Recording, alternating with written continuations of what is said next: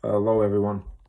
Question that came out today, and it looks like it's surfacing over and over around this commercial real estate. So people are asking me, where do I find deals, commercial real estate deals?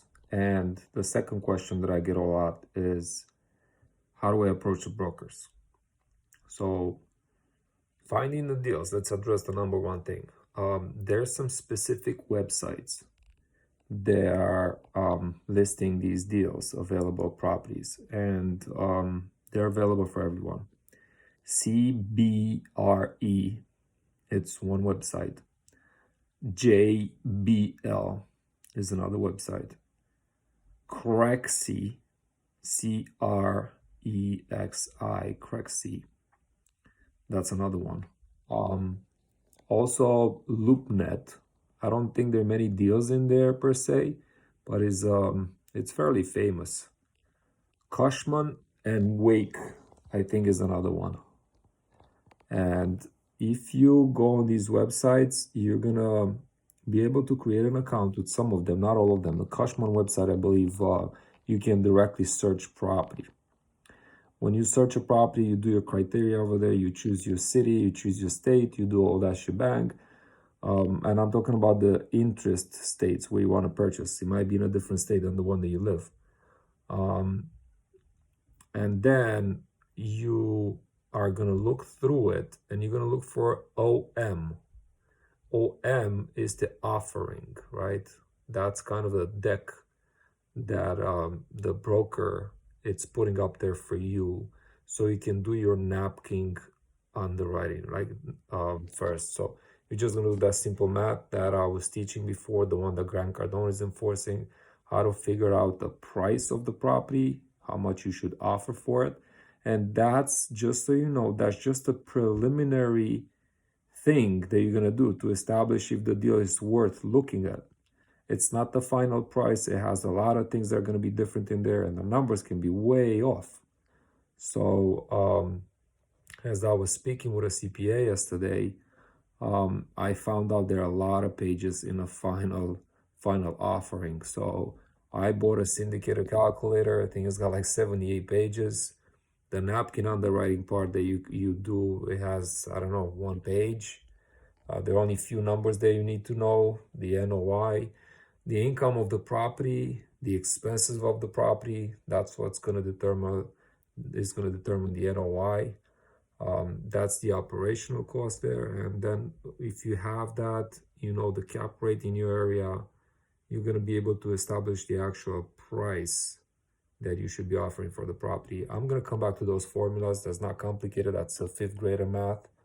But then on the professional one, when you do the final underwriting, the one that goes to the bank and the one that's going to come back to you and the whole shebang, the one that you're going to decide on, that's a huge document. It can go up to like, I don't know, 90 something pages of underwriting.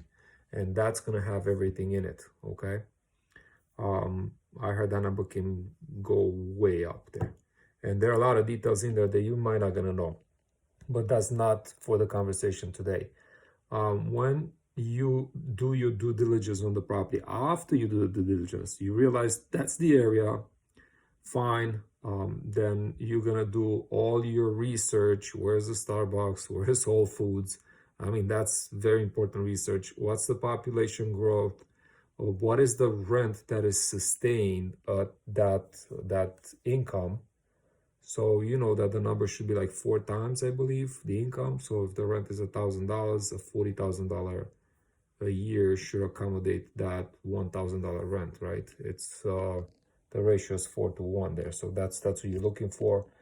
There are a lot of other factors that you have to take into account. You got to know the insurance for the area. There's specific websites that are going to go look for that. I don't have all that information in front of me, and I can provide it in probably later videos. But it's important to do a preliminary research before you call the broker, because you only get one shot and you don't want to screw it up with a broker, right? Establishing a relationship with a broker is very important, and you don't want to look foolish. He's going to figure it out right away if you're a newbie or not. And if he's going to ask you, can you please send me proof of funds? That means he already figured out you're a newbie, and He doesn't want to talk to you, and he's asking you questions just to lock you, so you can hang up the phone, and you're never going to receive anything out of him.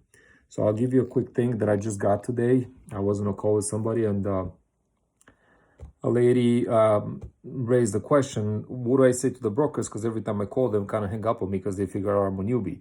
So you got to be extremely confident at this point that you know everything that you know about the property. You did your numbers as far as you could based on that due diligence that I was talking about earlier. And you're picking up the phone, you're calling Joe, and you start the conversation very strong. Hey, I love the property. My name is Silvius Grant, and I would like to know if it's still available. When are offers due? That's a very important question. When are offers due? The CFO. And let me explain you what it means. It means that the owner's already selected a date by the time they want the offers in. And that's your second question. And the third question is, what's the whisper, the guidance? So when you're asking what's the whisper, the guidance, you're expecting for the broker to come back with some more insight about the property, right? You're gonna pull some more details there. If he has the guidance, he's gonna let you know.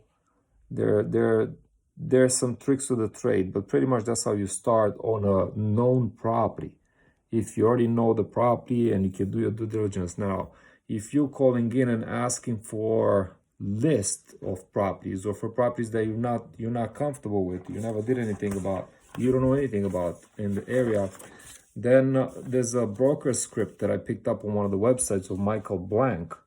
He has it for free on his website, and his broker script for an unknown broker property is hey, my name is Silvius Grant. I'm a multifamily syndicator. I work with a group of high net worth individuals, and we look to expand into the market XYZ. We already have a property management XYZ on board, and we continue to build our team locally. We are looking for deals in the $1 to $2.5 million range, around 5 cap rate, and we consider light to medium renovations. Is there anything you have in your pipeline that you can send over for me to review? End of conversation. Now, they're going to go sideways and ask you other questions.